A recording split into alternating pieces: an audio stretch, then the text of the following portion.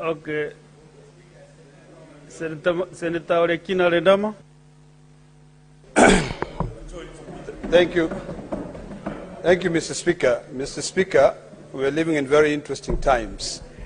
As you can see, today I'm standing in my position as a Chief Whip of the Senate of the Republic of Kenya, and I want to thank the former Chief Whip, Boni Halwale, for being so gracious and accepting and walking away and sitting in an undisclosed location. Mr. Speaker, as I support this motion, allow me to begin by condemning the utterances by one governor of Nyeri, Mutahi Kahiga, when he insulted my community, when he called my community people who walk without underwears. Mr. Speaker, that is completely uncouth and uncalled for. And Governor Kahiga must understand that we are here as one nation, and that type of divisive politics is uncalled for, and it should not be allowed in this country. You cannot go and demean another community.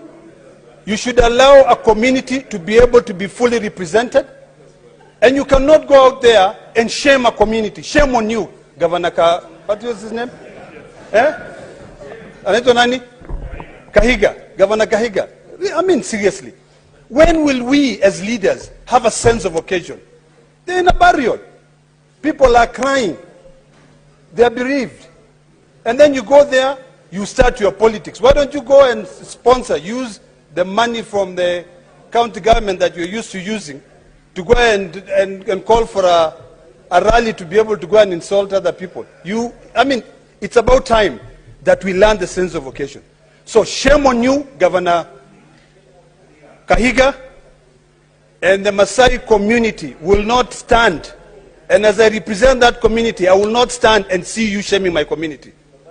You know, if it was in those eras, we'll deal with you. But now, we just want to call you for your utterances, which do not have a position in this republic. Mr. Speaker, really, as leaders, we must respect other communities. You know, it is completely unethical, uncouth, and uncivilized for Governor from Nyeri, Kahiga, to be able to use a funeral to look down on another community.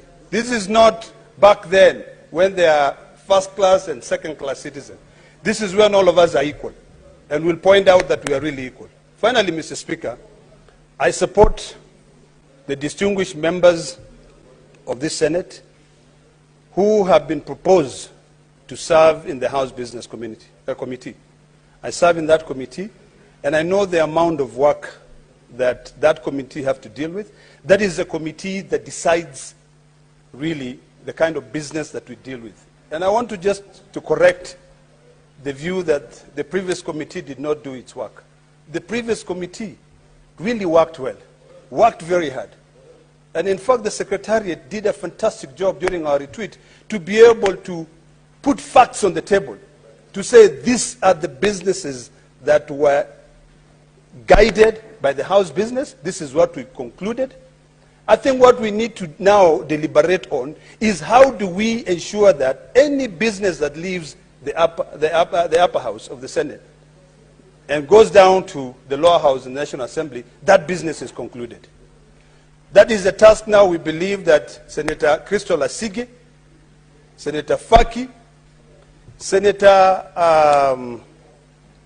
Asigi, Senator Roba, distinguished gentlemen, and all the other distinguished senators who have been given an opportunity to serve in the House business will be able to crack to ensure that we conclude our task. Otherwise, Mr. Speaker, I thank you, and I just repeat by saying, shame on you, Governor, I don't know his name, Kahiga.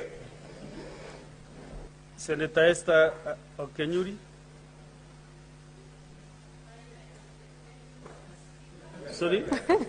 Yeah, finally. Thank you, Mr. Speaker. What did you say? Finally, my chance has come. Thank you, Mr. Speaker.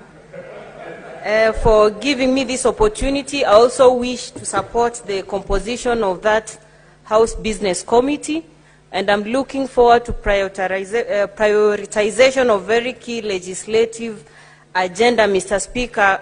And allow me at this juncture, just as a sponsor of the Protection of Livelihood Bill, to give my condolences to sad news I'm reading on the internet about the demise of one Tyson Amir.